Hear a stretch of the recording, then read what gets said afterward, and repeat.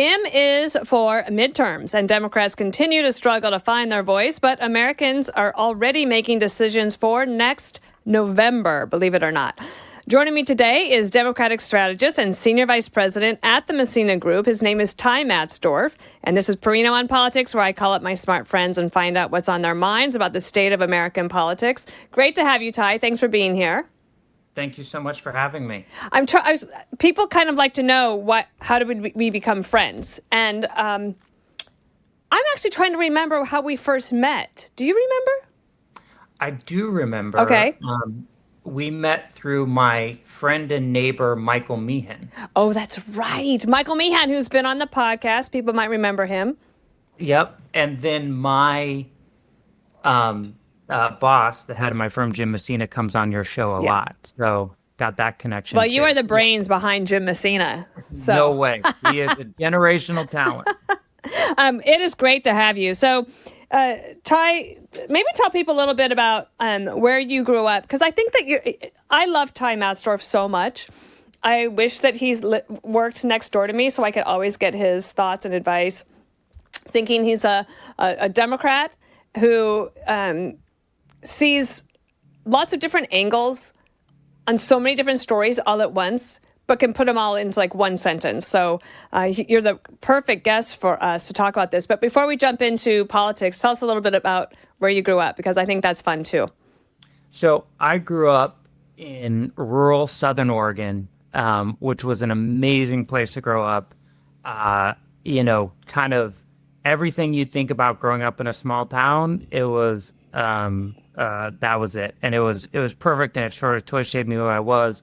Then I went to college in Montana, got my political start in Montana. So sort of the Rocky. What race was that?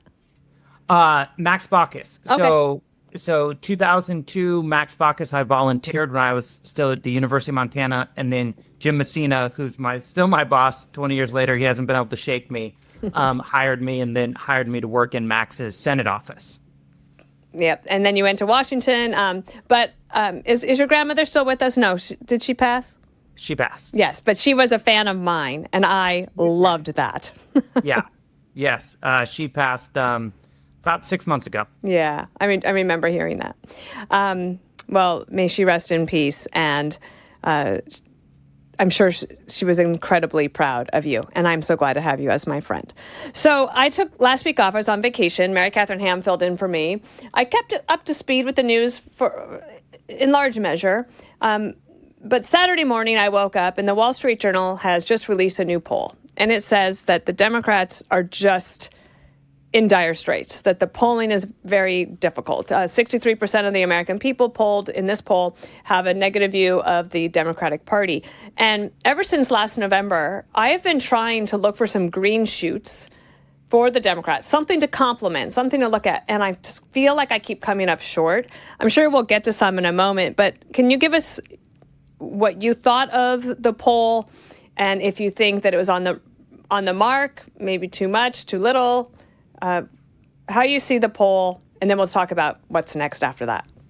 Yeah, absolutely. Look, the poll was very tough for the Democratic Party. There is still an incredible hangover from the Biden administration. I don't think anybody is deluding themselves about that. So we have work to do to sort of regain the trust of the voters, regain the trust of the American people. That's hard to do in the minority, as you can imagine. Hard to do, and it's really hard to do in this media ecosystem, because people are getting their information from all different kinds of sources. When I was growing up for Max, we could put them on CBS, we could put them on Fox, and you'd reach the whole state. So we've got some work. Like, look, are there positive signs in it for Democrats going in the midterms? For sure. But we cannot just whistle past the reputational and brand challenges we have with voters across the country.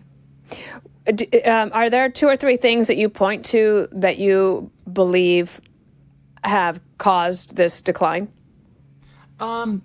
Yeah, I think that one, under our watch, life got a lot more expensive. Now, COVID obviously had a lot to do with that. There was sort of like memory, probably not rose-colored glasses, but people thought about the before COVID times probably more positively. But things got expensive on our watch. They think that we took our eye off the ball on issues that they cared a lot about. And I think that when you sort of break those two fundamental trusts on who's going to make your life better, who's going to make your community, better, that is a hard thing to come back from. Yeah. And that's why they think we took our eye off the ball. So I noticed 2 weeks ago in the New York Times, there was an op-ed by I can't remember the name, somebody who worked in the Biden White House on immigration, or maybe Biden Department of Homeland Security. Today in the Wall Street Journal, there's a very similar op-ed by Neera Tanden, who's a Democrat, longtime Democrat, who worked on domestic policy for the first year and a half of the Biden administration, and basically says, whew, yeah, that wasn't good. We should have done something better, and it was Congress's fault, and that's why the president wasn't able to get a hold on it. I think that rings a little hollow since Trump was able to show, actually, you can close the border without Congress, and he was able to do that. Is immigration a long-lasting hangover for the Democrats? Yeah. I mean, until we can prove that we understand where voters are on it. And when we can start to do this, and this is all voters, this is, this is very widespread. So it will be hard to fully get that trust back until we're in power and show, right, where we stand on it. But immigration, economy, those were two very important issues where voters thought that we were out of step. And look, there's obviously a balance, right? Because even in the Wall Street Journal poll, some of the Trump actions are getting a little bit of backlash, but you can't ignore it as an issue. And voters want to know that you are taking seriously their safety.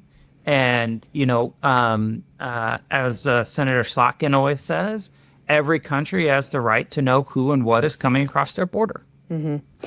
Let me ask you about this then, because Zohran Mamdani, he's kind of the shiny new penny in the Democratic Party in a way. Much to, maybe you like that, maybe you don't. But he's the young man, socialist Democrat here, Democratic socialist, he calls himself. Here in New York, he's 33 years old, getting a lot of attention. There's headlines everywhere. The reason I keep talking about it is not because I think the rest of the nation cares that much about who's the mayor of New York City. But I do believe that this is coming to a city near you out in America, because there is a sliver of the electorate and of both parties has their extremes. But because he's getting a lot of attention and he's new and he's different and AOC gives him a little bit of a lift, do you see that as good, bad, or indifferent for the Democratic Party going forward? I think that there's a couple things that you can always learn from any candidate who's connecting, whether it be Mamdani, Mikey Sherrill across the river, Abigail Spanberger, you sort of name it. One, are they identifying a problem that wide part of the voters agree with? And he did with affordability. He sure did. Exactly. Yeah. Now, his remedies might not be my remedies, but people want to know at least you're hearing what our challenge is. Two, are you going to shake things up? And again, you can talk about his remedies. You can talk. This is why I think that Trump was so appealing, right? He was going to shake things up. And I think that both, whether it be Trump, Mamdani, I think that they have put their finger on the pulse that the large swath of the electorate thinks that this quote system is a little rigged, in the sense of, when I grew up in rural Southern Oregon, if you worked hard, whether you're at a construction site, whether you're a dentist, it didn't matter. If you worked hard, played by the rules, you would get ahead. You could buy a house. And now that dream is not affordable and not attainable. And so people are feeling like something has changed, and we've got to have a remedy to speak to that feeling that a lot of people are feeling. Do you think that Democrats will get frustrated as they're out on the campaign trail in the next year being asked if they agree with Mamdani on everything? Probably. Yeah. I mean, like, I think that, just like I'm sure in 16, a lot of Republicans didn't want to always be asked about sure. Trump. Yeah. Because you want to run your own race. And like, you want voters to know what you stand for, who you stand for. And I think that there's probably also some frustration, because you've got people like Spamberger or Mikey Sherrill who are polar opposites, probably from Mamdani. So they might get frustrated on that. But I think that if they were smart, they will bring it back to he's hitting on affordability. And that's what we have to stay focused on. I want to talk about the 2026 and 2028 elections that are coming up, only because I think that that's where the attention is going to start going. So if you're listening to Perino on politics and you want just a little bit of taste about where things are headed, this is a good little bit of an appetizer, I would say. But you mentioned something before about the media ecosystem that we're dealing with right now, where when you and I were first starting out in this business, there was the wires, the networks, and talk radio. And the right really dominated talk radio for a long time. That drove the left crazy. But the left was the first to go into the blogosphere, right? And that was the place. Well, as technology changed and the Republicans and conservatives started to catch on, they really built from the ground up this grassroots movement of really influential podcasters and citizen journalists and however else you want to call them. The media has changed. The Republicans kept pace with that. How do you see the Democrats either catching up or not catching up? And I sort of feel like the coziness with which many of the mainstream media dealt with the Democratic Party, especially during the Biden administration, was a little bit of a double-edged sword. I wondered how you thought of that. Well, I couldn't agree more that how people are getting information is changing. Absolutely. The folks at American Bridge did this giant media consumption study of where working class voters are getting their information. And if you are a working class, particularly female woman, TikTok. Like, that is where you are getting your information. If you're a man, YouTube. So it's totally changed. And I think I totally agree in the sense of the right, quote unquote, sort of center right, built an entire media ecosystem, largely in part because they felt that there was biases in the mainstream media. And so what Democrats are doing now is sort of playing a little bit catch up, because we realize that whether you read the front page of the New York Times or whether you think the mainstream media is doing a good job, not doing a good job, doesn't matter. What is factual is their reach is just declining. And so we have got to be on TikTok. We have got to be reaching people where they are. And that's what Mamdani did. That's totally what Mamdani did. I mean, like, look, if you saw a exit polls of some of the New York races, and you sort of did word clouds of Mamdani, there was two things. There was one, affordability, which we talked about, and then the other was like young, energetic. And I think that was the image that he like portrayed himself through, and he dominated that medium for sure. And we absolutely have to be there. Now, look, that doesn't mean you can't. You have to totally disregard legacy media, or particularly where sort of in places I grew up, AM, FM radio, all that, of course. But you have to be everywhere because it's getting harder and harder to reach people. And what is the mechanism to get there? Is that targeted pitching to those outlets, or is it more of a blast and hoping that somebody picks it up? I think, look, like you have to do like a spray effect. Okay. You have to be everywhere. And like, look, that's going to be uncomfortable for some people. Like, you're going to have to go into quote unquote hostile territory. You're going to say something, or wish that you record something different. And that is the authenticity that people are yearning for. But it is, you can't do selective pick and choose, because there's going to be a chunk of voters that you're only going to be able to reach them through that medium. What about social issues? And I'm thinking in particular about women's sports and the protection of women's sports. How do you think about that and its effect on the Democratic Party right now? Look, we've got to be very clear on where we stand. And I think that there are issues, cultural issues, that you've got to understand where the electorate is. You've got to make sure that you are in the mainstream. We've all got values that we hold dearly, for sure. And sometimes those values can be competing. But what you can't do, in my view, is you can't just say, oh, it's a distraction. Or, the real issue is X, not Y. Or that's just a manufactured issue that, the Republicans bring up or something like that. Because it is not. Like, if a voter is going to tell you in a focus group, or shoot, I spend a lot of time on sidelines of kids' sports, or, whatever it might be, you've got to hear what voters are saying. And I think the thing that really irritates voters more than anything is when you try and downplay something that is important to them. Mm-hmm. Mm-hmm. Turning now to the midterms in 2026, I know you probably have a lot of those races on your mind.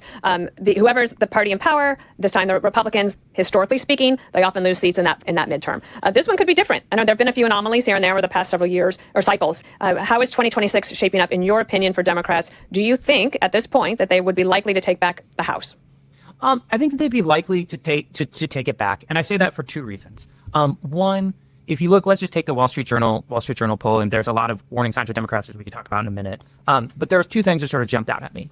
One, the electorate is still antsy and still angry. I think that it was 55% said the country's still headed in the wrong direction. On every issue, Trump's solutions are sort of underwater. And the thing that really stuck out to me is it said, do you think Congress is acting as too much of a check on Donald Trump, not enough of a check on Trump, or just about the right? And 57% of people said Congress needs to do more to put a check on Donald Trump. And this is, it goes back to sort of like, we all love separations of power. And I think the voters won't think that Republicans in Congress will act as the check. But just say two more quick things about that. One, as you know, to win a midterm, you have to do two things. One, disqualify the party in power. I think that Democrats, by either their own efforts or just sort of larger atmospherics, are working on the disqualification of the party in power. As I said, most of Trump's policies are sort of unpopular at this point. But you also have to prove to voters that you are a credible alternative. Now, in the midterms, that threshold is a little lower than in the presidency, but this is what the Democrats have to do now, and this is sort of the affirmative vision that we have to show, because you have to be a credible alternative. And that's the second piece that we have to get to in 2026. And I was actually talking with Jim and Tara about this. It feels like we as Democrats are sort of at a fork in the road, and we can take the 1985 path or we can take the 2005 path. And I think that the 2005 oh, wow. Don't remind me. 2006. That was horrible. Horrible. Now, some things have changed. Obviously, there's less competitive districts. I think that people have probably, if they're listening to Perino on politics, they probably heard there's large redistricting battles going on. Let's get, one of the things about Perino on politics, we always take a step back because we don't assume people know about it. But you're right. They might have heard that there's a push for redistricting, both in red states like Texas, or Gavin Newsom saying, all right, then I'll do it in California. There are some rules and regulations and laws that govern each state a little bit differently. Do you think there will be a lot of redistricting before 2026? I think that there will be more than has been historic, and the places like Ohio are almost certainly to redistrict. But what I'm not as sure about is if Texas goes forward with their path, what is sort of the blue state retaliation? Because for two reasons. One, just on a practical purpose, a lot of the blue states have independent commissions or amendments to their state constitutions that govern redistricting. And still within our party, there's still an ideological debate on should we be quote unquote gerrymandering. Now, right. I think the party is shifting more towards leaning to do everything we can to stop Trump. And so that's sort of to quote Trump's everything. But the other thing that that I think people just need to be worried about is dummy mandering, because that has a real potential for 2026. And what dummy mandering is you sort of walk yourself into, you step on a rake, in the sense of you draw all these districts based on presidential 2024 performance, and then you realize, oh man, without Donald Trump at the top of the ticket, maybe we don't do as well with Latinos. Maybe so many non-traditional voters don't show up. And then you've actually exacerbated your losses. So I'm sure that Republicans are probably being very thoughtful about that too. That's really interesting. I don't really care that much about Musk's idea about a third party. There's always talk about a third party, right? In our lifetimes, it's not really happened. But I just read in Politico this morning that there are some former Democrats who are now throwing their hats in the ring, like in, I think it was Idaho and South Dakota, who are now going to run for Congress as independents. Would you welcome that, or is that a bad idea? Running as, two questions in there. Elon Musk party or just running as an independent? I think setting aside the Elon Musk party, because until it shows any traction, it's not really worth talking about that much. But I'm curious about these former Democrats who now say they want to run as independents. Yeah, I mean, look, there is a non-insignificant movement in the center-left electoral space that should you run as an independent. Obviously, Dan Osborne was sort of the most high profile that did it last year in Nebraska. And basically, this is to try and overcome the brand challenge that we talked about earlier, being a Democrat in a red state. Now, look, is it very tough? And it's never proved successful, and it hasn't proved successful so far, I think, for a couple reasons. One, you have to have sort of the perfect storm in the sense of you can't actually have a legitimate Democrat on the ballot, so you have to clear that. This was sort of when Kirsten Sinema became an independent in Arizona, because Ruben Gallego was also on the ballot, she really didn't have pass. So you have to clear the ballot, so that's hurdle number one. Hurdle number two is it is very hard for them to convince voters that they're not going to be sort of from the center-left side of things. And so, as you know, oftentimes partisanship is a ultimate binder. And if you're a Republican, you just want to stay with your team. Why would you? It's because we're a zero-sum electoral system. If we were a parliamentary system with coalition governments, might make more sense. But it's a challenge for sure. My last question in this segment is there anybody that you want to talk about for 2028 Democratic runs, several people, or how do you think about 2028? Or do you feel like that's just so far in the distance you don't have time to think about it? I think it's hard to think about because 2026 is so important. But somebody told me an interesting stat, and I don't know if this is true, so you should fact check it. But if you look at the last 3 Democratic nominees in an open primary, so not an incumbent running for election, Joe Biden in 2020, well, this didn't include Hillary Clinton because that was a political primary, but Barack Obama in 2008 and then Bill Clinton in 1992, they were the most requested surrogates in the midterm before. Okay. So if you're a battlefield race and you want somebody on the trail, maybe keep a little ticker of who those folks are. So let's just hypothetically say that you have a very competitive race in the state of New York against a Republican incumbent that's won re-election but is still vulnerable. Is there a surrogate you would say, we definitely want to get this person in to give a speech on behalf of the Democrats? It's a good question. I don't want to name a name. I'm sure there probably are some. You almost got me, but I'm not gonna dive somebody out. It could be like a Wes Moore, the governor of Maryland. It could be Governor Newsom. Could be Governor Newsom. Could be somebody that's not an elected official right now, like a Rahm. You could have somebody like that. So, can I mention one thing about Rahm Emanuel? I've been friendly-ish with him for a long time, and I would say that Rahm Emanuel, when he was in Congress, I was named the press secretary or deputy press secretary. I think press secretary. He was still in Congress. Do you know that he was the first person to call me and give me encouragement and congratulations? And he said that he remembered when Dee Dee Myers was the first woman to be press secretary. And I just have never forgotten that. I like his bluntness, the way he goes after things. But I brought him up on a panel on Newsroom the other day, and a younger Democrat who had worked in the Biden administration tore his head off. And she did not like him. I was kind of surprised. He is clearly very polarizing. Yeah. And that's okay. I mean, like, I think that in a party welcome it. But if you listen, I mean, like, he has been doing the media circuit, right? I think even just last week, he was Barry Weiss, Megyn Kelly, you name it. Like, he is developing a very articulate theory of the case of the challenges he sees. And look, you can dislike him for personality reasons or policy reasons, but you cannot deny that he is probably one of the top 5 most accomplished campaign strategists in recent Democratic history. You know what else he is? He's a fighter. Yeah, that's right. What are you paying attention to that I might be missing and I could add to my list of things to keep track of? Healthcare costs.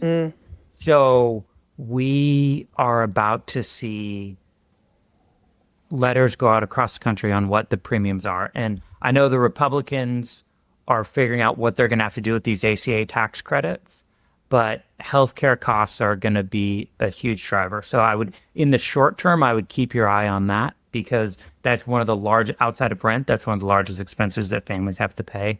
And like I said, these ACA tax credits are going to be expiring soon. So ACA is the Affordable Care Act, also known as Obamacare. Republicans have vowed for years that they were going to get rid of it. They've thrown in the towel on that. There are many, many people across the country who take advantage of the Affordable Care Act. And I'm going to say that you're right. And I don't think that is a Republican or a partisan issue. And I think that rural health care, where you and I both come from, is also a very real and difficult thing to think about. President Trump today in Scotland said, we're going to bring back manufacturing our pharmaceuticals here. He said there'll be an announcement on that soon. He said costs are going to go down. Maybe. We'll see that we'll see on that. But also at the same time, you can be excited about the advances that artificial intelligence will find and new therapies that are going to help a lot of people. But in the meantime, that anxiety about paying that monthly bill or not having enough money to go to the doctor, it's real. And you're right. I should definitely have that on my radar. Yep. All right. Are you running any races anytime soon? I actually just got done doing a beautiful run this morning. I'm on vacation. So Annapolis 10 miler, and Stephen Law is a historic finisher of the Annapolis 10 miler as well. Are you in Annapolis? No. That's next week. Oh, I love Annapolis. No, next month. Yeah. Oh, it's a phenomenal city. And in fact, just like for a Dana recommends, I read over the week I was off a great novel, a wonderful novel called The Correspondent, and it's by a writer. Her name is Virginia Evans, and the main character is based in Annapolis. Oh, wow. There you go. I love how we can bring it full circle. And I love you, Ty Matsdorf. Thanks for being on Perino on Politics.